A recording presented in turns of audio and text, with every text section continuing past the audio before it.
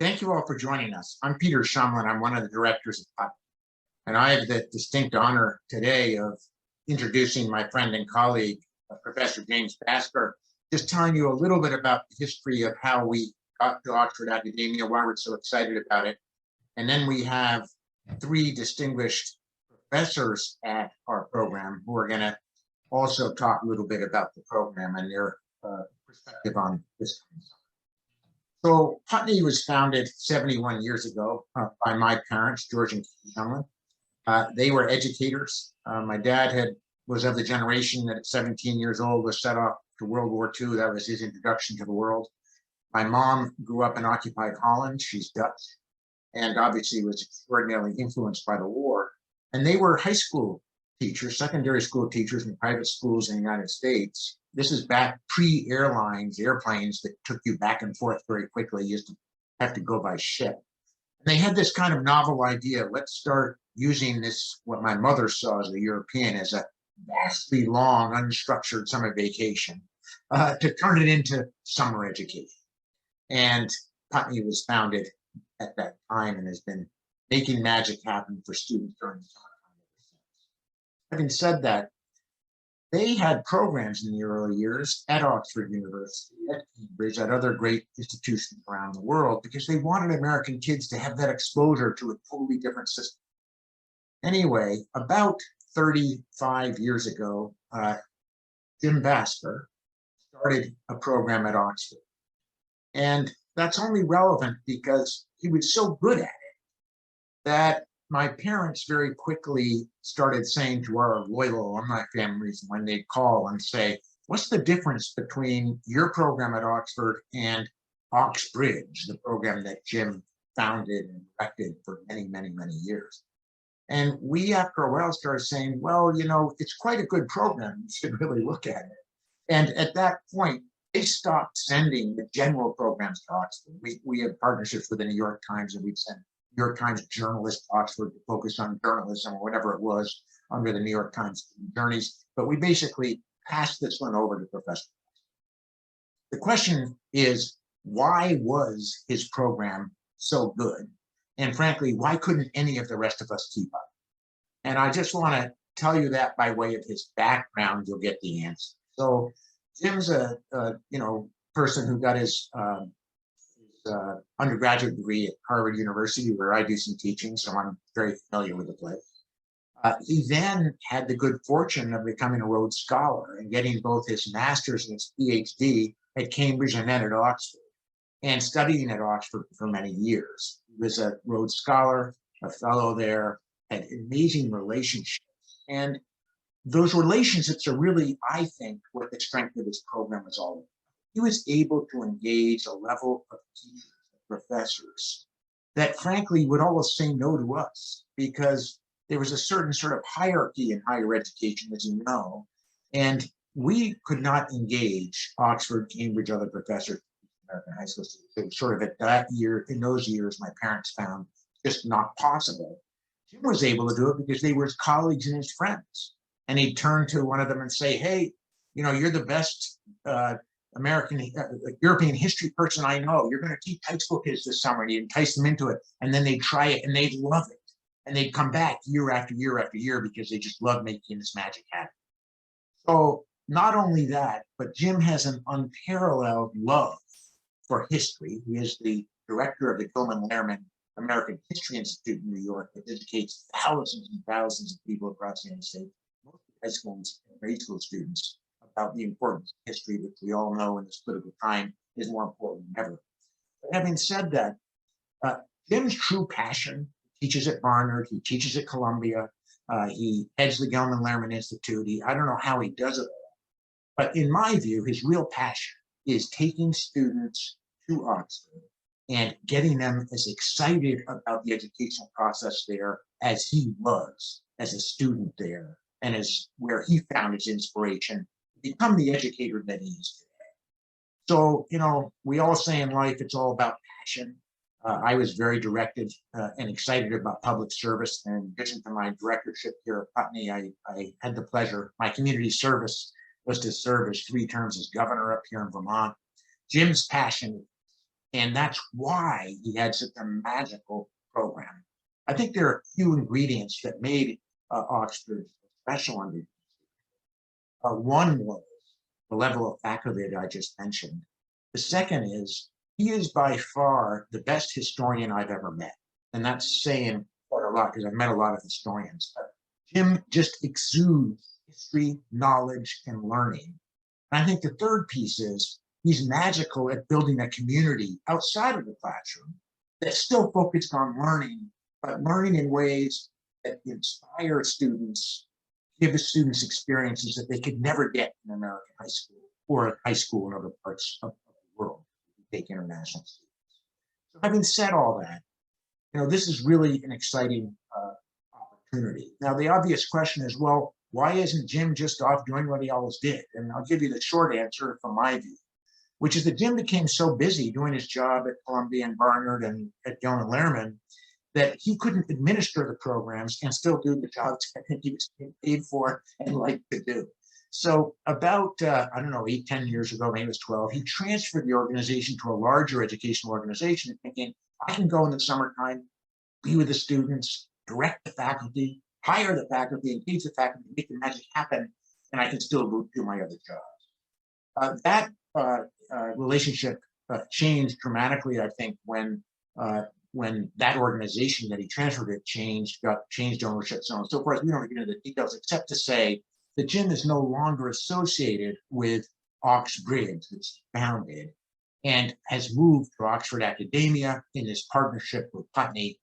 We're obviously doing the administration. He's making the magic. So the obvious question, why is he not where he was? There's the answer. He's with Oxford Academia, and we're incredibly privileged, honored, and excited to having him make the magic happen at Oxford Academia this summer. So that's a long-winded way of saying I'm incredibly proud to introduce my friend, my colleague, James Basker. Jim, take it away. You're muted. Exactly. There you go. Rookie error. We love your voice. So yes. Let's hear it. Peter, thank you for that. And then I'll click off here while you kind of do this, and then I'll come back to question and answers. That's I should mention one thing, Jim, which I forgot, which is Oxford Academia includes programs at the Academia at the University of Siena. When I was governor, I had a great relationship with the Chancellor of the University of Siena, which is an amazing program. Also, we have an amazing program in Paris at the American University of Paris. Today, we're going to really focus on Oxford Academia. The beauty of these programs is you can mix and match them. There are students who are going to be doing 2 weeks of study at Oxford and then going over and doing 2 weeks of study in Siena, University of Siena. 2 weeks of study at Oxford, 2 weeks of study at the American University of Paris. Or they're doing 4 weeks at Oxford, which is a drastically discounted. I just want to say, it's not that we don't love them, but this faculty is at Oxford, and that's what we focus on. Thanks. Sorry about that. Peter, thank you. And welcome to everybody. I'm thrilled to get this chance to tell some parents and teachers and some students about our program and to introduce to you some of the stars of our faculty there. I want to say about Oxford Academia that it's the latest iteration, as Peter said, of my leading programs in Oxford, which I've done for more than 30 years. Before we came on this webinar, we were chatting beforehand, and one of my colleagues said, once you fall in love with Oxford, it's very hard to leave. And I have found that to be true myself, because I've been there every year for something like 40 years.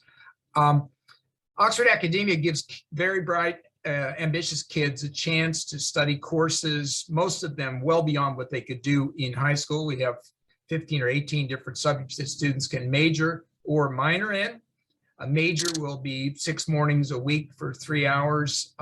Minor will be a couple of hours in the afternoon, 3 afternoons or more a week. You will have seen on our website some of the courses that are available, and we're going to talk about some of those in a little bit more detail in a minute. Students can do 1 2-week session, or they can do 2 2-week sessions, which would enable them in the course of July to do 4 different subjects. There are no prerequisites for those classes, and kids can combine them in any way they want. So they might be doing engineering as a major and Shakespeare and the creative imagination as a minor, or psychology as a major, and war and world history as a minor, any two subjects that move a student. I want to talk for a minute, though, about the essential elements of this program and why, for the right student, it can be absolutely transformational.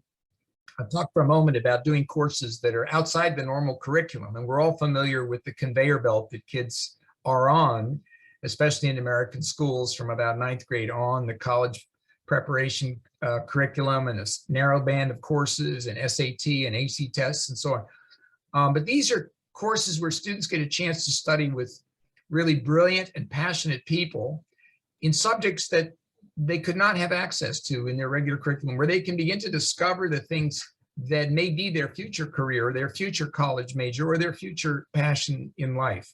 And that's really the dream we have. There are three elements, I think, to this program that are essential. The first, and we're going to hear more about them in a minute, are the faculty.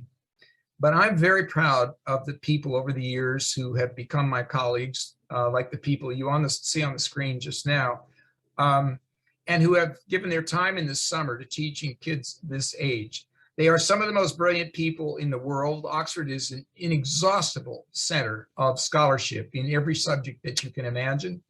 But the people we've attracted not only have fancy resumes, Rhodes scholarships, and PhDs from major universities, and incredible research credentials. They are people who love to teach, and they love to share their own passion for their subjects. And I think any of you who come on the program will see that in them. We're going to hear from them personally in just a minute. But the second major element, and I want to emphasize this, is the student body. You can imagine bringing together kids from all over the country, and some of them from other countries, whose idea of a wonderful summer is not to lie on the beach or play tennis all summer, but to come to Oxford and immerse themselves in a program in business and banking and markets, or in creative writing, or in war and world history, or in international relations, or in law. These are kids who are self-selecting, kids who think outside the box, kids who are already thinking over the horizon a little bit, sometimes choosing a subject because they want to get at something they've never done before, sometimes choosing a subject because they've had a taste of it in school and now they really want to take it to the next level, sometimes taking a subject because they want to prove to themselves they could do this at the university level when they're undergraduates. There are many different motivations kids have, but when they come together in the small seminars that we convene with these teachers you see, the excitement of being around like-minded students who are cool, who make learning cool and passion for knowledge cool, is a kind of experience that many of us only ever achieved in college or in graduate school. And I think it's essential for our students to have a taste of it in this student body. The third element, beyond the faculty and the student body we attract, who are just extraordinary, is Oxford itself. And it's been said repeatedly, Oxford is a magical place. It is in every way that you can think of. It was a royal seat after London and then Windsor. It was the third Norman capital, and the castle that was built there in 1071 still stands, although much of it is in ruins, but it's a very romantic and hauntingly historic site. The colleges, 38 of them that have grown up over the centuries, from the 1200s down to the 20th and 21st century, each of them with its own identity. Our students are going to live their lives like Oxford students. They'll be living in Worcester or UNIV or St. Anthony's, and they'll also be doing classes in other colleges, just as an Oxford student would do. Oxford is a place where brilliant people from all over the world have come together for 800 years, and that is still the case today. The excitement in the atmosphere is almost tangible. It is a place where Shakespeare would stay overnight, breaking his journey between London and Stratford. We can take you to the site of the inn in Cornmarket where he would stay. Christopher Wren was there, thinking he was a mathematician, an expert in engineering as a young fellow, but then there was a massive fire in London. He began to exercise his talents as an architect. So his first great building, the Sheldonian, still stands. Our students will see it. And off Christopher Wren went to London to be the greatest architect of his age. John Locke, the great philosopher, was trained in medicine at Oxford, but he discovered other passions in terms of political theory, human psychology, and became one of the great seminal thinkers in our language. And we could go on and on with examples of people for whom Oxford was transformative and where they generated some of the greatest ideas in the history of Western civilization. Students will get some of that excitement, and they'll have walking tours, they'll have visits to museums and historic sites, they'll see many of the colleges with their gorgeous dining halls, their portraits that record the great people who've been there. They'll see historic sites where these people lived and really pursued their passions. So I want to pause now and introduce by turns each of the three faculty who've taken time to be with us today. And I'm going to just start with my friend Josh Knott, who I know is a very busy man. He'll say more about himself and what he teaches and how he approaches teaching. I'll just say that Josh, originally from South Africa, a Rhodes Scholar, a man with a law degree and a graduate degree at Oxford, who's worked at Rhodes House. He's taught for us in the summer for several summers, and he works now with the Schmidt Futures Extraordinary philanthropic organization. But Josh, would you say a little bit about the teaching from your point of view, what you like about the students, your best lessons? Just give us a few anecdotes for a couple of minutes. More than happy to. Thank you very, very much, Professor Basker, and indeed to Governor Shumlin. I think just plain and simple, before I get into some of those anecdotes, the two of you care deeply about education, and that permeates across faculty and the experience that the students will have this summer in the most magical and wonderful places that is Oxford. I think the teaching, the pedagogy is pretty clear. You know, students do not want to be confined to a small windowless room in the middle of a beautiful Oxford summer. They want to be out and about and learning. There is not a single, I'm going to be using the metric system. I know I'm speaking to Americans, but there isn't a square meter in Oxford that doesn't have some historical significance. That may seem like an exaggeration, but I assure you it so certainly is not.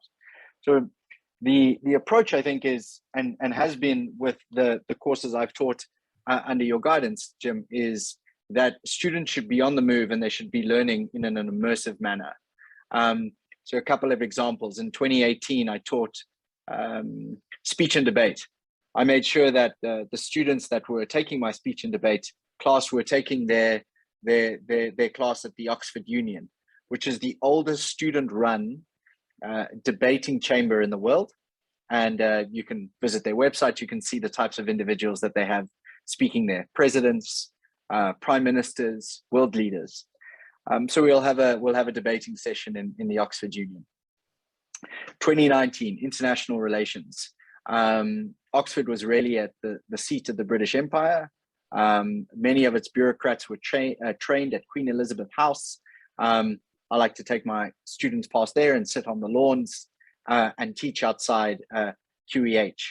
And then I think that as a general proposition, it is that students learn from one another as much as that they're going to learn from a faculty member. So we are here to guide, we're here to explain difficult concepts within the curriculum. But once those concepts have been explained and the abstract has been made real, it's for the students to engage with one another. So very often students will be breaking off and working in groups and coming back and presenting, whether it's to the class or between one another. So immersive, environment-driven learning that is as much about peer-to-peer learning as it is faculty-to-peer. Thank you, Jim. Josh, thank you. I want to turn now to another colleague who's been teaching in Oxford for, I think, since 2014 for me, and one of the most brilliant women I have ever known, one of the most brilliant people I have ever known. You can hardly name all the subjects that she has an expertise in, and she's an intellectual polymath in everything from architecture and aesthetics to psychology and futurism. And she's been hugely popular with our students every year that she's taught. I wish I could sit in her classes as well.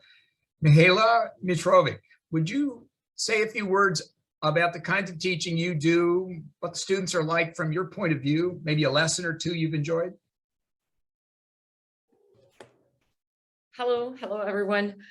Sure, just very quickly. So Jim already introduced me. I don't know how to follow that up. But just to kind of like make it really brief, aside from being an engineer of architecture, I am a neuroscientist and a cognitive scientist. And yes, I have a couple of other degrees in aesthetics and things like that. However, this is kind of like the core of the course, I would say. It's just extreme interdisciplinarity. That's what it is.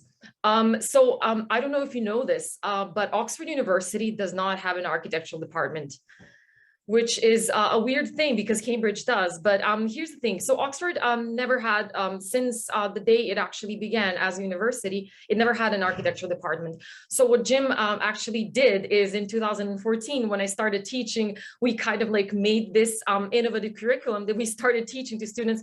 And hopefully that's the long-term dream that we're gonna actually talk to the vice chancellor and she will say, yes, of course I have funding for a new department of architecture.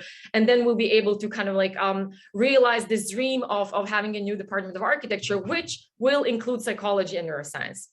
So this is what kind of happens during the course. Aside from it being really interdisciplinary, it's very experiential because we do models, we do drawings, we go outside. One year in particular, that was quite unusual. We did this kind of like, you know, flash mobs, but this was an urban planning flash mob. The name of the whole action was the world, Oxford is your living room. And we actually gathered living room furniture and we arranged for it to be kind of like brought in the center in Cornmarket Street in front of where actually Shakespeare stayed. And we made like a makeshift living room from IKEA furniture and we just sat there.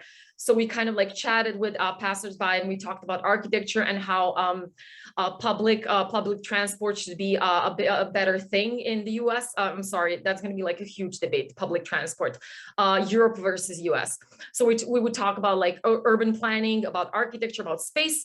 And I would say the highlight of that, that's what students told me, is actually managing to order a pizza and getting it delivered in the middle of the center of the pedestrian zone. And also the police was on our side. So that was quite an event. I think it was covered in local papers. But anyways, so aside from those kind of like flash mob events that we're going to do, there's going to be a lot of group work, a lot of modeling, a lot of kind of like drawing different buildings such as the Ashmolean. So I actually had the honor of working at the Modern Art Department of the Ashmolean 3 years ago, and I did design a bit of the Modern Art Gallery, which actually features Picasso, for example, which is great. So I will take my students there and we will do some sketching of space and kind of like discuss some aspects of architecture, the evil aspects of architecture, for example, how you can manipulate people by designing space, how you can actually influence people's emotions by designing space. We will be talking about that also in London and other excursions that we will take. So all in all, it's going to be a lot of hands-on work, a lot of drawing. And let me just get this like straight out of the way. There wasn't a single student who did not learn how to draw perspective drawing. So like really fast sketches. And I have a lot of students who went on to Yale and Harvard, and some of them went to architecture and they're actually winning competitions. This is really exciting. But some of them actually went to law and other kind of like disciplines, but they still kind of write to me and they tell me that they still do like little perspective sketches whenever they travel, which is great because I do teach them that when you travel, you actually work on your space cells, which actually they are a part of the human brain. So we'll tackle that as well.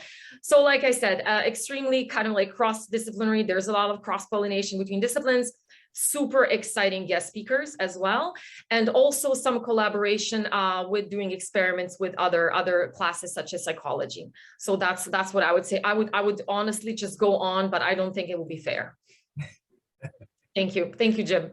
Hala, thank you. And it's that neuroscientist I'm always fascinated by. And speaking of architecture, I should have explained that the architecture behind me, I am not actually sitting in Oxford at the moment, very sadly, but that building is Peckwater Quadrangle at Christchurch, which was my college when I was a graduate student in Oxford, and I lived in that building more years ago than I care to remember. It was built in about 1704, so it's now entering its 4th century of existence, and is one of the beautiful structures within Christchurch where I will take a group of students for a special visit. But I want to turn to another of our intellectual polymaths who has degrees in more countries and in more fields than should be possible. Luca Katic, who has been teaching with us also for many years and done different subjects at different times. He's taught psychology in Oxford for the regular faculty of Oxford University, but he's taught many subjects over the years, and I'd love for him to say a little bit about his teaching, favorite lessons, memorable students. Luca. Yeah, thank you for the opportunity.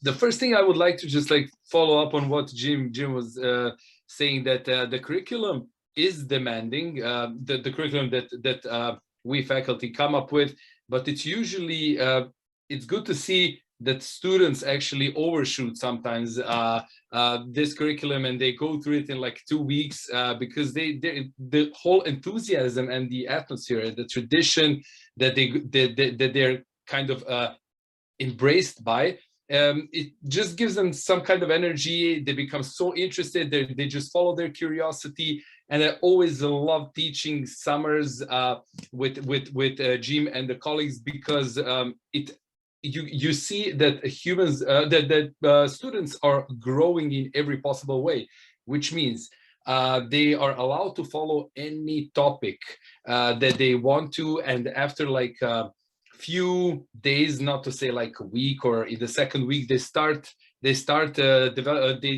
bringing out their interests, and they start working on their individual projects, group projects as well. A lot of hands-on experience, just like Michaela previously mentioned. And it's beautiful to see the fusion of different cultures, different perspectives, knowledge, experiences into shaping certain theory or certain hypothesis, and so on. The most interesting part of my teaching in general is just to see how students debate after being presented with some mind-boggling information, something they didn't know before, or different theories explaining the same behavior. And I always love to take them to the Pitt Rivers Museum, where the first debate on theory of evolution was ever made. And after presenting many different behavioral phenomena, and also, for instance, some disorders as well, and trying to explain it from different perspectives. And evolutionary psychology is always one of the theories that we use. It's just like I just love to see how they debate and come up with different arguments and so on. In terms of teaching in general, as I said, they are able to follow their topics. That's the number one thing that they love from my lessons, because I have the chance to talk to them afterwards. And in general, doing the group work and this fusion is like just something that actually I think I benefit the most out of the class, to be honest. Luca, that's wonderful. And I know from all three of you that the people in the audience have picked up on the passion you have for these subjects. I want to say a word more about the teaching and the general experience, and then I think we're going to open up for Q&A from people out there, and we'll direct questions to any of the three of you who want to pipe up. But I should emphasize, as you've already heard, that the teaching is imaginative, it's experiential, and it's student-centered. And the only thing I can say to generalize absolutely, because each teacher has their own original ideas for projects and for debates and for pieces of original writing and so on.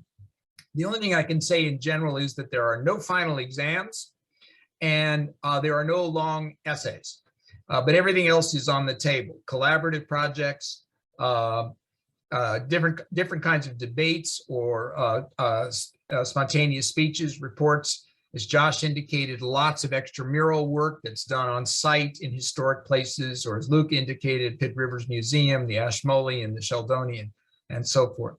One other aspect of the learning experience for students is that beyond the major and minor seminars, every student has access to an array of cultural activities. So there will be groups of students going to see Shakespeare plays in the evening, or classical music concerts, to hear guest speakers, a visiting professor of mathematics and engineering, an international expert on foreign policy and the major debates in the world today, major poets reading from their work and talking about their careers. Students, in no matter what their major or minor classes, have access to the guest speakers, have access to the field trips to museums and to plays and to other experiences.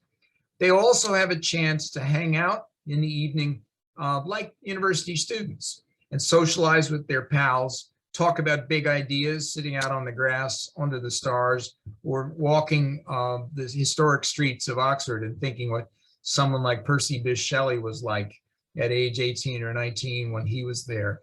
So it's a place that's rich with experience as we've shaped it in our program. Students have a lot of control over their own learning because they choose their major and their minor. The learning is very experiential in those classes. They also choose which of the guest speakers and the field trips and cultural events they want to participate in and sample as part of their learning experience for the summer. So I want to call on my colleagues up at Putney, and we're doing this from New York and Europe and Vermont. So I hope we're connected to maybe field some of the questions that have come up, and maybe the teachers will wade in with some answers.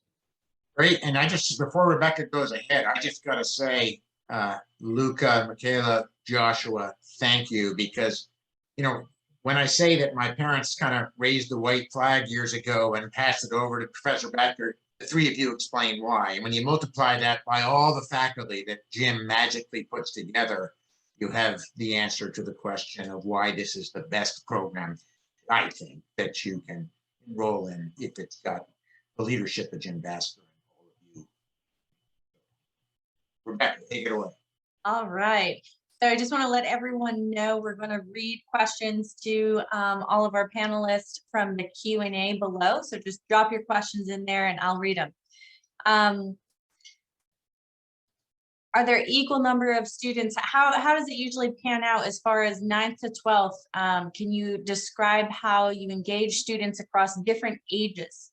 Well, I'm happy to take that up because I see it from the perspective of all of these subjects, but all three of the teachers on this call have taught students who were 9th, 10th, 11th, and 12th grade. First thing to say is we do not striate by class, by grade. Students arrive in the program, we have no differentiation by age. They all are immersed in a seminar and they're with kids of different levels. There are no prerequisites. So the level that a student has done in school in a particular subject has no bearing on their opportunity to take a course, whether it's in international relations or engineering or otherwise. And these teachers are all good at setting projects and setting ideas in front of the kids that are irrelevant of their age. And for us, the right age for a student to come on this program is when they're eager and curious to do it. I just had a parent on Friday ask me that, you know, is it right for my child to come as a 9th grader? Should I wait till they're 16 and a junior? I said, you come when the student is interested, hot wax. And that's what makes these teachers successful, because the kids are there who are eager to be there, whether they're 14 or 15 or they're 17 or 18. The moment is right and they get to be with these guys. Maybe the teachers will say a word. Have you ever had any qualms about the different ages you have in your classes? An absolutely supportive teaching environment. So all of the kids feel like they're in this together. Peer-to-peer learning is encouraged. There is no sense of exclusion based on age. And frankly, a 14-year-old may have much to say. It wasn't uncommon for me to witness a team of 14-year-olds beat a team of 16-year-olds in a debate. So if they are open to learning, that shouldn't stop them from joining. Awesome. Thank you. So we have a couple of different questions here about, can you discuss the type of supervision on campus? Well, we can. As it happens, all three of these teachers have been in residence, and some of the faculty, of course, come in the day to teach, but some of the faculty will be in residence as part of an administrative team. but it isn't over just to the teachers. We have what we call deans and administrative staff, mentors who live in to supervise student life. They have guidelines about student behavior, which are, pretty standard. There's a curfew in the evening by which students have to sign in and be in the college. Of course, there's no alcohol or drugs, but that's almost never a problem because these are the kinds of kids for whom that's not an attraction. They want to be in an environment that's healthy and devoted to learning and getting on with good things. And we expect people to be polite and behave kindly to each other. So that's the general framework. The supervision is there 24 hours, 7 days a week. So there is adult supervision on every staircase and on every floor. And the students always have someone to turn to in the place where they live, but also in the program office for their program as a whole. Good. And Jim, I'll just add to that. Students are living in these amazing colleges based on, once you're in the dormitory, you're living based on your gender. So you might find that, Josh Knott, your teacher is 4 doors down from you and curious about what you're doing and what's going on. You're all gathering in his room to, talk about different things until he can't keep his eyes open any longer.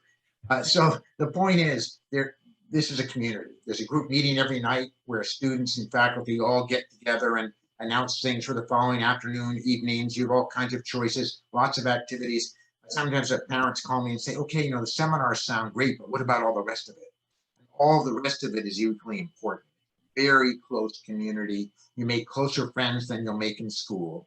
And you go through this extraordinary variety of experiences, some of which you will help initiate and help organize for other students to join. So yes, there's sports. Yes, there's intellectual things going on. Yes, there's plays. Yes, there's concerts. Yes, there's absorbing anything exciting that's happening in, as Josh mentioned, one of the most vibrant places in the world in the summertime, which is Oxford. Very much a very tight community, very safe. One of the things that we haven't mentioned is, these colleges, if you're not familiar with Oxford, if you were to apply to Oxford University, which Jim's very good at getting students to do after this experience, his silent plot, his silent scheme, you apply to the individual college. So when Jim said, I was a student at Christ Church, he didn't apply to Oxford University, he applied to Christ Church to be a student in that particular subject. So my point is, the beauty of our program is we want to make this as much like being an Oxford student as we can. So we actually house our students at 3 different colleges. And you'll live at your college with your students, often, sometimes even in your dining hall with your group of 50 or 60, maybe 70 or 80. But then you might take, and you often take your major there, breakfast and major.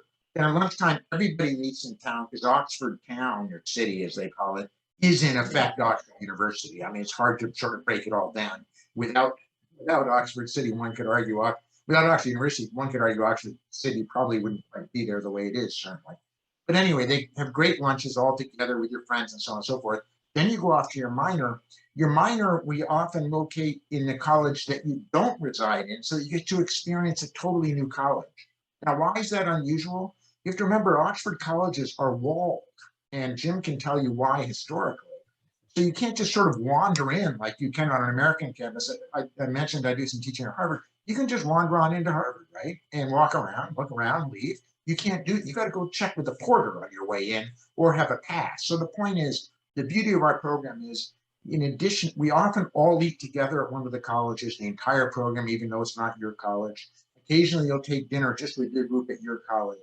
But Oxford University becomes more of your home because you have access to 3 different colleges. It's really quite an exciting thing. We have a bunch of questions, so okay, enough of that. See. Yeah. So it looks like we did talk about accommodations and board, and will they be in the colleges or outside the colleges? So Pete answered that just now. And so how would students go about picking a major versus a minor? There's also a question about how many students are in the whole program versus an individual seminar. The seminars are capped at about 15 students. So they are all small group learning experiences. And that's the same for the major and the minor. And students, when you talk about choosing a subject, that can be hard because the kinds of students we attract on this program, the hardest decision is choosing between 3 or 4 or 5 different subjects that interest them. The major and minor system allows them to gain access and immersion to 2 of those subjects, and the guest speakers even to more. But I'd love it if Michaela and Luca would say a word about what you see as the difference between the major and minor, besides the number of hours that kids spend in each. How do you see that playing out in terms of the student experience? Right. Well, let me just say that as a student, when it comes to choosing major and minor, you have to make peace with regret. There will always be regret. So to be quite honest, I've had a number of students actually come to one of the Jim's program 2 years in a row because they actually wanted to experience 4 different classes. So that works. So I guess the sooner you start, the better. But from the practical point of view, and I appreciate that whoever asked this question, a parent or a student would be interested in, is, for example, minors do not have homework. So minors only have 2 hours per day. So what you experience from the discipline that you're studying in those 2 hours is basically it.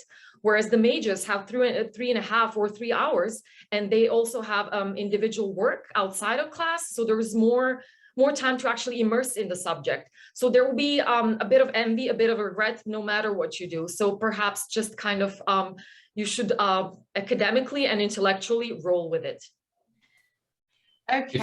If I can just add to this just briefly, in terms of like practically psychology, for instance, having the ability to give homework that allows me to give students projects to work on, right? To prepare a group project, whether it's some kind of mini experiment or some kind of a case study or something, whereas that's something that is not, that the time does not allow with the minor students. So that's the only thing I wanted to add. Yeah.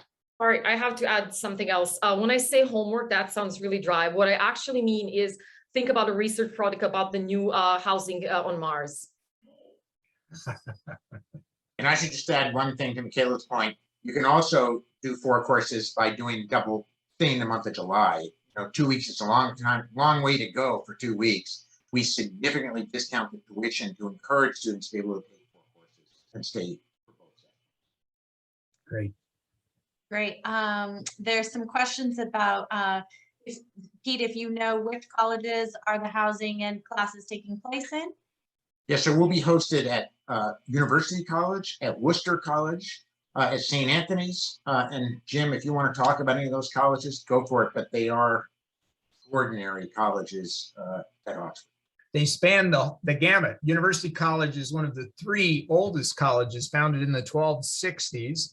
It's the one with the beautiful statue of Percy Bysshe Shelley, who has the distinction of having been expelled from University College only 1 term in. Worcester College, also very, very historic and beautiful. One of the only colleges to have its own lake and park within the grounds. And at the other end of the spectrum, a modern college, St. Anthony's, which is a very distinguished international research center, with specializing especially in all the subjects having to do with international relations and draws students from all over the world. It has some of the very best modern facilities for students, best classrooms, best tech features, and so on. So we have 3 outstanding colleges. Students will also experience other colleges on walking tours and special historic visits.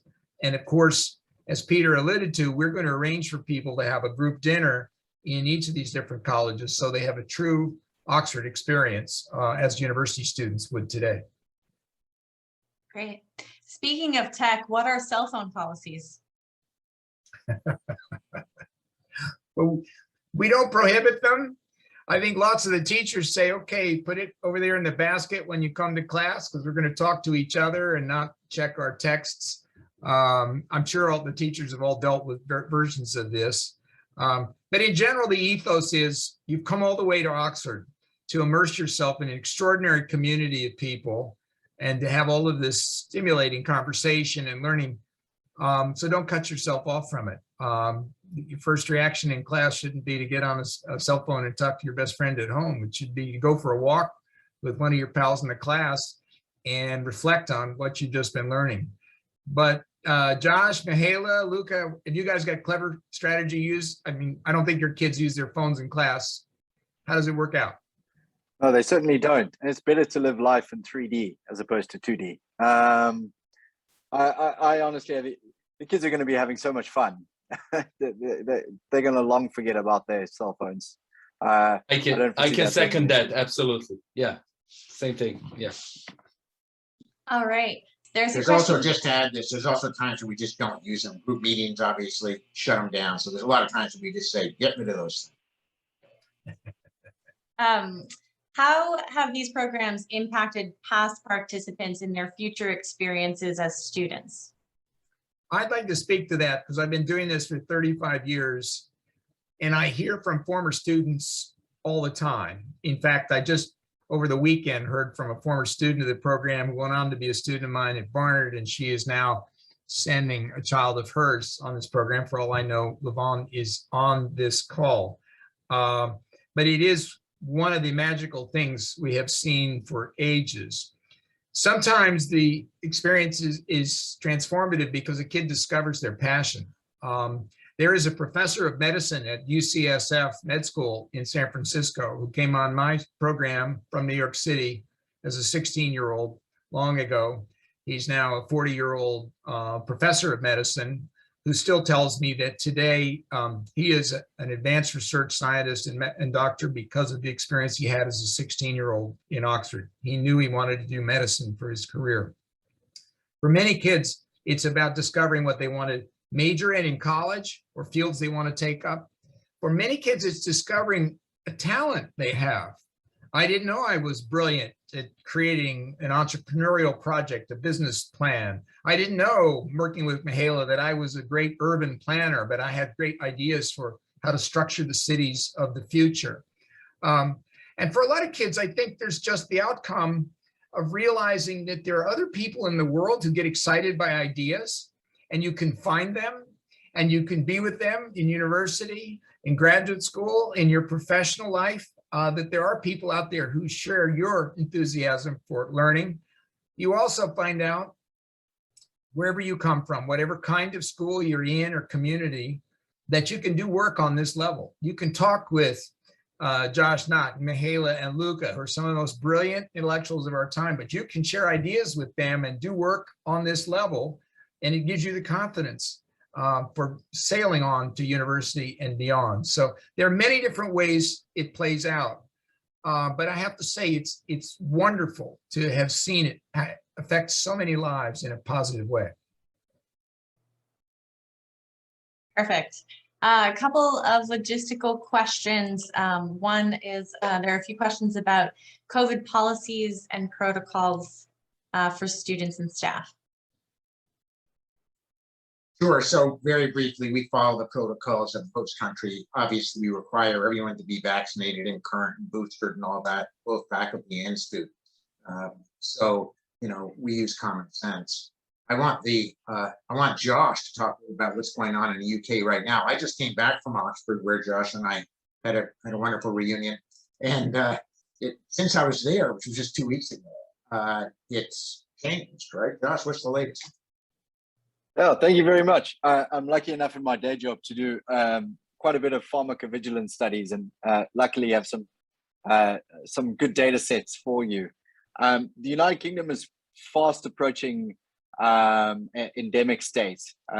Natural immunity coupled with a pretty robust vaccine program with most of the population already boosted, which means that COVID-19 is plateaued. It's burned through the population quite quickly. So I would imagine by summer we are going to have a pre-pandemic type summer, which would mean a population that is enjoying itself once again, hopefully maskless, and enjoying one another's company. But what I can say is, looking at data sets, the UK is looking pretty good for a wonderful summer, welcoming you all this side of the pond. That's great news. Thank That's you. great news, Josh. Jim, Levon says hello. Oh, great. She's there. She is. Could someone talk just a little bit about the application process? Sure, I'll take a quick shot at that and I'll keep it short. If you wish to apply for this program, go to the website, hit apply now.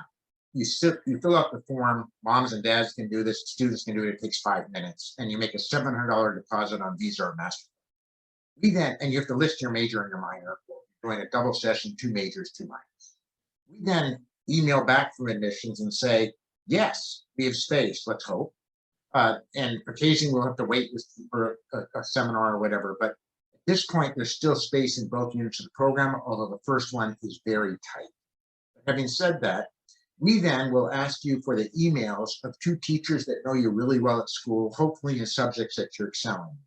You'll write an essay. When we get all that information, we take you to admissions. If you're accepted, away we go. If you're not accepted, we credit your $700 credit card payment and ask you to reconsider it in another year. So that's how admissions work. I just want to say a word about timing because that really matters. Because students have been locked up, locked out, zoomed up for so long and missed so many opportunities in the last couple of summers, we are absolutely slammed with applications. So if it's something that you're excited about, don't hesitate. We will have wait lists shortly. So, really, this is a decision to make in the near term. Get rolling if it's something you want to do. Don't sit around and think about it. Call us up in April, May and say, hey, I'm really excited about this. We might get lucky and never withdraw and be able to get you in, but it's going to be a bit of a. I'll just add to that. If any of you are keen to work with one of the teachers you've met to date on this web, you should definitely ask for that person as a teacher, but get your application in soon because these are 3 of the most popular teachers in the program. We also, I don't think you mentioned this, Pete, but we do offer a dual enrollment discount for students who do both sessions. You'll receive a discount on your second invoice. And that's, by the way, also true if you choose Louisiana or American University of Paris as part of it. Yes. All right. Well, are there any admissions preferences for students who were scheduled to go last summer? Oh, well, if you were scheduled to go last summer, you should be in touch as soon as you know you want to do this, and we can fast track your application. If you already submitted teacher references in your applicant statement, we'll use those from last summer, but we can't hold your spot if we haven't heard from you. So just contact us right away and we'll help you get that fast tracked based on what you were able to complete last summer. Yeah, so just so everybody knows, the UK didn't open up in time. Their quarantine was a week, and we weren't going to have students quarantined for a week for a 2-week program. So we are giving preference to students who got bounced last summer and for whom we refunded all of their tuition. Yeah, as So- long as we have space, which right now we do, we can get you in quickly with your application from last year. So just call us here. I Just think give us a buzz. I'm going to add one thing about parents, because I know many parents come to drop their kids off or to pick their kids up at the end. Some of them plan to stay. I want everyone to know that we certainly welcome parents to come to Oxford when their kids check in. And I would love to meet any parents when they arrive. I always have the thrill of meeting some former students among the parents, which is still fun. But I promise any of the parents who are on this call who show up with their kids or show up to visit their kids, I will give you a personal walking tour of Oxford that will have some pretty arcane and special places. Maybe we'll go and have tea on a graveyard just outside St. Mary's Church, for example. But I'd love to meet any of you who do come to Oxford, promise. Amazing. And then there's a question about what time is pickup. Pickup is the morning of the last day, or students can also fly back to the US with a leader chaperoning them. So once you're enrolled, just be in touch with us about your options for travel. That's all we have for questions now. Does anybody want to wrap up with some final comments? Well, let's just say thank you so much for joining us. And we hope that this will entice you to join us this summer. It's going to be an extraordinary summer. Listening to Jim and the team here, you now know why. It's truly a transformational education experience where students grow and change in ways that we just don't happen back home or in a American or international. So, I'll just add magical to program. that.